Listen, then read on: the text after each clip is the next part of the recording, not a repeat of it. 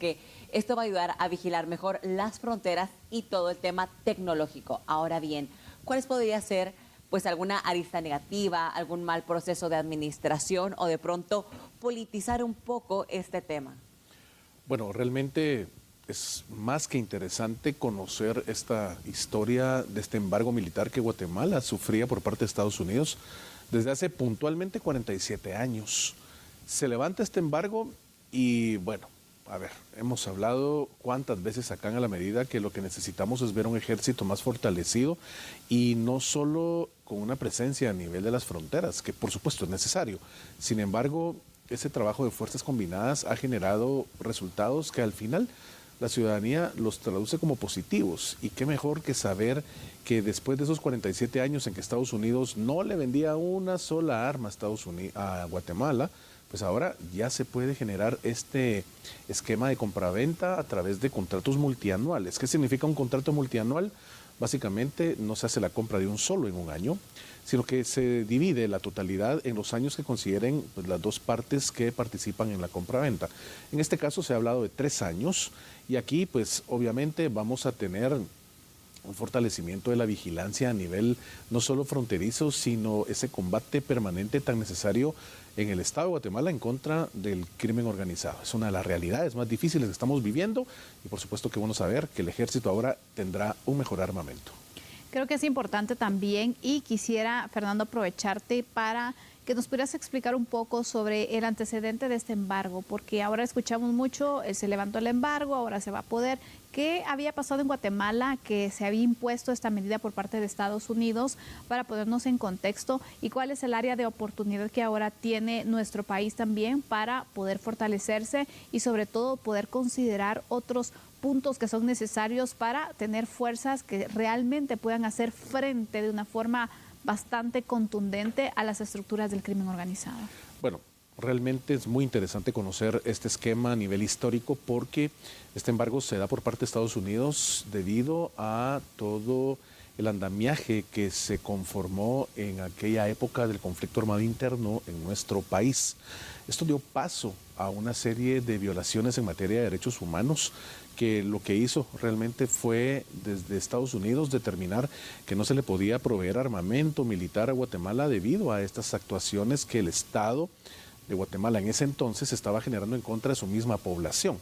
Entonces este embargo da inicio, pues su columna vertebral es justamente el conflicto armado interno. También la problemática en el país de la corrupción. Esto usted sabe perfectamente que data de décadas atrás y obviamente cuando se generó en algún punto la inoperancia en el tema de vender armamento, el armamento llegaba a Guatemala, pero pues se manejaban aspectos y esquemas que iban en contra de lo que estipula no solo el derecho internacional, sino también el derecho interno en nuestro país. Entonces esto lo que generó fue que Estados Unidos dijera, no más, Guatemala no puede realmente manejar este tipo de tecnología que se le está brindando. Y estamos hablando, imagínense, hace 47 años. Hoy la tecnología ha cambiado en materia de todo el esquema militar y por supuesto se traduce ahora en un beneficio que realmente vamos a percibir los ciudadanos porque tener fuerzas armadas mucho más innovadoras y más tecnológicas automáticamente se puede traducir en un frente muy fuerte que pueda pues de alguna forma disminuir esa operativa que tiene el crimen organizado a nivel de todo el territorio guatemalteco. Qué bien el saber que se puede retomar el control y que definitivamente hay relaciones bilaterales, alianzas estratégicas desde hace años, no solamente en temas de seguridad, migración, la exportación de Guatemala. Ahora bien, si abordamos y analizamos un poquito más, sabemos que son más de 4 décadas de este embargo. Sin embargo, también podemos analizar la nueva nominación del nuevo honorable embajador de Estados Unidos en Guatemala. Y si hacemos una comparativa, también él tiene una expertise en derecho internacional. Entonces, también están los ojos de Estados Unidos en Guatemala, no solamente para el vender este equipamiento de nueva cuenta, que también involucra la capacitación militar y esta alianza estratégica. Ahora bien, también tenemos un punto jurídico para Guatemala. ¿Será que esto se podría asociar de determinada manera? Bueno, definitivamente todo el ámbito del intercambio comercial entre dos estados, dos naciones, siempre va a llevar aparejado el tema de la aplicación de la normativa en materia de derecho internacional. Y sobre todo cuando estamos hablando de proveer todo este ámbito de asesoría en el tema de las fuerzas castrenses. Estamos ante una circunstancia que definitivamente tiene que llevar los intereses de Estados Unidos, por supuesto, en uno de los principales socios que maneja, que es Guatemala, a nivel del territorio en el continente americano, debido a que somos un paso obligado por el esquema del fentanilo para su territorio y naturalmente solo con eso Estados Unidos hace la inversión en recurso humano altamente preparado, como es el caso del próximo embajador, y por supuesto levantar este embargo que permite entonces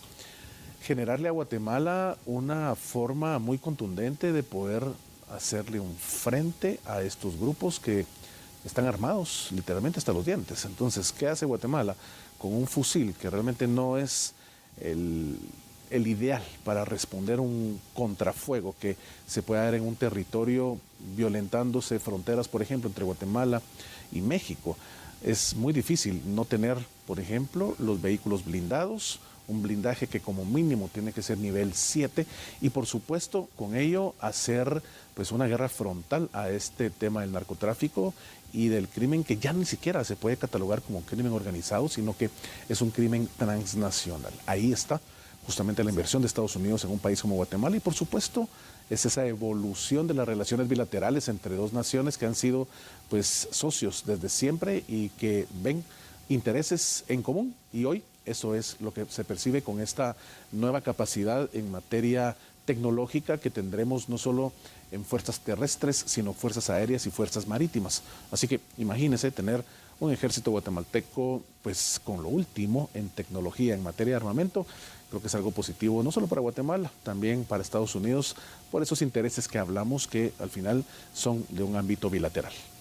Desde la imposición del embargo hasta estos tiempos, pues ya ha pasado bastantes años y obviamente la legislación también va actualizándose, así como las acciones y las actividades que se pueden realizar en nuestro país. Fernando, quisiera preguntarte puntualmente, ¿crees que a nivel legislativo se debe actualizar o se debe crear algún marco legal para, por ejemplo, poder llevar a cabo una fiscalización, un mayor control y sobre todo la garantía en la compra de armamento? ¿Qué debe hacer, por ejemplo, el Congreso de la República o incluso la Contraloría General de Cuentas? Bueno, aquí estamos ante ese concepto llamado riesgo y en todo lo que el ser humano involucra meter sus manos y meter su conocimiento y sobre todo cuando hay muchos años ya de conocer cómo es el ámbito de las compraventas en el Estado, pues permite que esos riesgos sean latentes y naturalmente en este caso si se está levantando un embargo desde Estados Unidos para Guatemala, lo que se necesita es mostrarles y demostrarles que estamos en la capacidad de ser un país transparente, de no permitir que haya algún tipo de violación en cuanto a ese armamento nuevo que va a tener el Estado de Guatemala y que por supuesto ese equipo comprado no se vaya a dirigir a actividades ilícitas y que por supuesto puedan afectar la seguridad no solo de Guatemala, la seguridad nacional, sino la seguridad de Estados Unidos. Entonces aquí esa vigilancia ciudadana y la vigilancia estatal por parte de los órganos de control, que en este caso, como bien lo comenta Sandy, sería la Contraloría General de Cuentas, tiene que tener un manejo de pues, los fondos y un manejo de la compraventa del equipo y el armamento por parte del Ministerio de la Defensa Nacional que vaya acorde a las exigencias que en este caso Estados Unidos le pone frente y sobre la mesa a Guatemala. Esto se puede traducir en que obviamente el Congreso de la República tenga un papel muy importante, esto en el esquema de la revisión de todo el esquema de leyes ordinarias para que naturalmente todo tenga un blindaje, no ese blindaje del armamento militar como tal, sino ese armamento, ese andamiaje jurídico que por supuesto no permita en ningún momento tener esa fuga de pues, granadas, fusiles y todo lo que usted ha sabido a través de las noticias que TN23 le comparte que se ha dado dentro del Ministerio de la Defensa Nacional. que se pueda fiscalizar, que tenga un filtro de transparencia definitivamente, porque de una u otra forma también recordemos que el principal socio comercial de Guatemala es Estados Unidos y el levantamiento de este embargo definitivamente marca como de nueva cuenta un voto de confianza fuera de las aristas políticas, fuera del panorama internacional. Realmente vale la pena que se pueda considerar esta opción de la manera adecuada. Ahora bien, en cooperación, en armamento y demás, ¿cuál consideras tú que sería lo más importante del nuevo equipamiento para toda la milicia guatemalteca, definitivamente, por parte de su capacitación y cómo lo podrían administrar de una manera transparente? Bueno, acá el tema más importante es entender que ese armamento va en función de las necesidades que detecta el mismo Ministerio de la Defensa y que hoy pues ya se ha confirmado que son más de 2,000 y pico de fusiles marca Colt los que se van a estar comprando a Estados Unidos. También, como bien dice Jamie, la capacitación para el elemento humano, que es importantísimo porque vienen a tener tecnología de última fabricación y entonces hay que saber cómo manejarlo.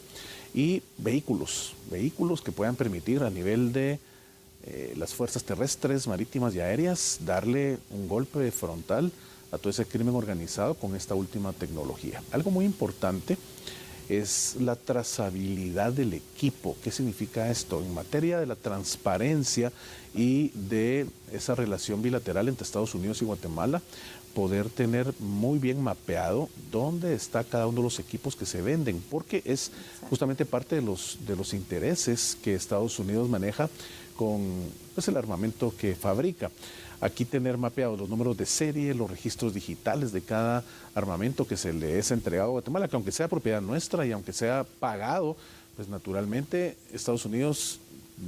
debe tener siempre ese control sobre en dónde se encuentra ese armamento y que no pase nunca, por supuesto, a manos indebidas. Así que es parte de esos compromisos adquiridos entre el Estado de Guatemala y Estados Unidos. Por supuesto, estaremos pendientes de ir viendo cómo evoluciona este tema.